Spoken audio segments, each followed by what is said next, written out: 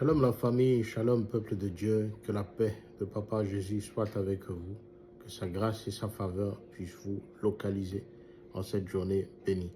Bien-aimés dans le Seigneur, nous sommes dans des temps qui nous rappellent combien nous devons nous accrocher à l'Éternel, des temps qui rappellent tout ce que l'Éternel a dit concernant ses serviteurs les prophètes. De plus en plus de prophètes sont persécutés à cause de leur vérité. De plus en plus d'hommes de Dieu sont mis en prison, menacés à cause de ce que l'Éternel leur permet de dire.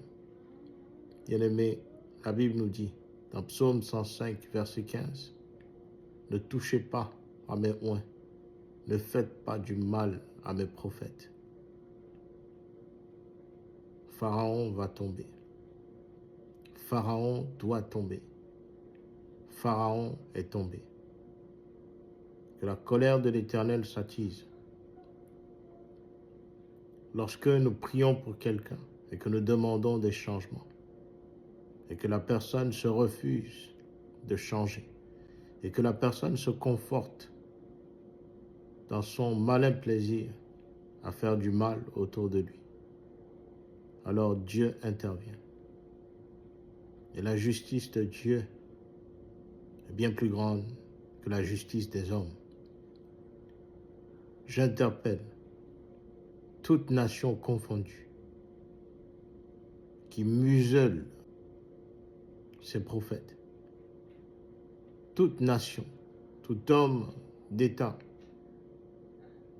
qui cherche à faire taire les oints de Dieu, que la colère de l'Éternel le rencontre. Je suis sidéré par les informations que j'apprends aujourd'hui, encore et encore, concernant la dure vie des hommes de Dieu dans la nation ivoirienne. Je voudrais prendre l'occasion, frères et sœurs, de demander que toute personne sensée, toute personne qui tient à sa vie, quelle que soit sa situation sociale, et qui se trouve dans les rangs où on se fout de la justice de Dieu, dans les rangs où on fait comme bon nous semble, dans les rangs où on emprisonne comme on veut, dans les rangs où on cherche à faire taire les hommes de Dieu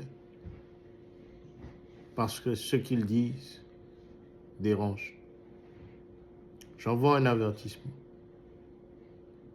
avertissement solennel, frères et sœurs, à toutes ces personnes qui n'ont pas encore compris que dans les choses de Dieu, il y a des étapes. Et à chaque étape, soit la colère de l'Éternel recule, soit elle s'attise davantage. Pharaon a fait souffrir le peuple de Dieu, le peuple d'Israël. Mais Dieu a envoyé Moïse pour sauver son peuple. Pharaon a subi un échec. Pharaon a connu